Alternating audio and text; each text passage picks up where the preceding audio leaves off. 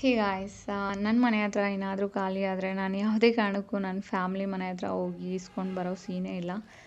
ಎಷ್ಟೇ ಕಷ್ಟ ಆದರೂ ಮತ್ತು ಯಾವುದೇ ಥರ ಸರ್ಕಮ್ಸ್ಟಾನ್ಸಸ್ ಇದ್ರೂ ನಾನೇ ಮಾಡ್ಕೊಳಕ್ಕೆ ಟ್ರೈ ಮಾಡ್ತೀನಿ. ಸೊ ಹಾಗೆ ನನ್ನ ಮನೆ ಹತ್ರ ಸಂಡಿಗೆ ಖಾಲಿ ಆಗಿತ್ತು.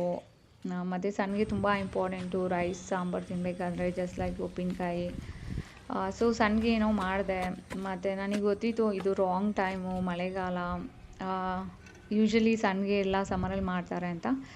ಬಟ್ 2-3 ದಿನದಿಂದ ಬಿಸಿಲು ಬರ್ತಿತ್ತು. ಬೆಳಗ್ಗೆಯಿಂದ ಸಂಜೆ ತನಕ ಬಿಸಿಲು, ಮತ್ತು ನೈಟ್ ಮಾತ್ರ ಮಳೆ ಬರ್ತಿತ್ತು. ಸೊ ನಾನು ಹಾಗೆ ಅಂದ್ಕೊಂಡು ಬೆಳಗ್ಗೆನೇ ಸಂಡಿಗೆ ಮಾಡಿದೆ.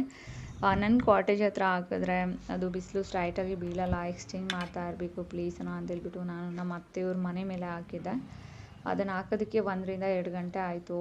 ಮತ್ತು ನಾನು ಹಾಕ್ಬಿಟ್ಟು ಬಂದೆ. ನಮ್ಮ ಅತ್ತೆಗೆ ಹೇಳಿದೆ ನೋಡ್ಕೊಳ್ಳಿ ಅಂತೇಳ್ಬಿಟ್ಟು, ಅವರು ಮರ್ತೋಗಿದ್ದಾರೆ. ಸೊ ನಾನು ನನ್ನ ಕಾಟೇಜ್ ಹತ್ರ ಇದ್ದೆ. ಜೋರಾಗಿ ಮಳೆ ಬಂದುಬಿಟ್ಟು ಎಲ್ಲ ಹಾಳಾಗೋಗಿತ್ತು. ನಮ್ಮಮ್ಮ ಹೇಳಿದ್ರು ಇದು ವೇಸ್ಟು, ಎತ್ತಿ ಹಸುಗೆ ಹಾಕು ಅಂತ. ಬಟ್ ನನಗೆ ಅಷ್ಟು ಕಷ್ಟಪಟ್ಟು ಮಾಡಿ ವೇಸ್ಟ್ ಮಾಡೋಕ್ಕೆ ಇಷ್ಟ ಆಗಲಿಲ್ಲ. ಅದನ್ನೇ 2-3 ದಿನ ಒಣಗಿಸ್ದೆ. ಒಣಗಿಸ್ಮೇಲೆ ಒಂದು ಸ್ವಲ್ಪ ಓಕೆ ಯೂಸ್ ಮಾಡೋ ಥರ ಇತ್ತು. ಅದನ್ನು ತೊಗೊಂಡು ಬಂದು ಇವಾಗ ಎಣ್ಣೆಗೆ ಹಾಕ್ತಾಯಿದ್ದೀನಿ. ನೀವು ನೋಡ್ಬೋದು ಚೆನ್ನಾಗೇ ಬಂದಿದೆ, ಮತ್ತು ಟೇಸ್ಟೂ ತುಂಬ ಚೆನ್ನಾಗಿದೆ. ಇದನ್ನು ಏನಕ್ಕೆ ವೇಸ್ಟ್ ಮಾಡೋದು.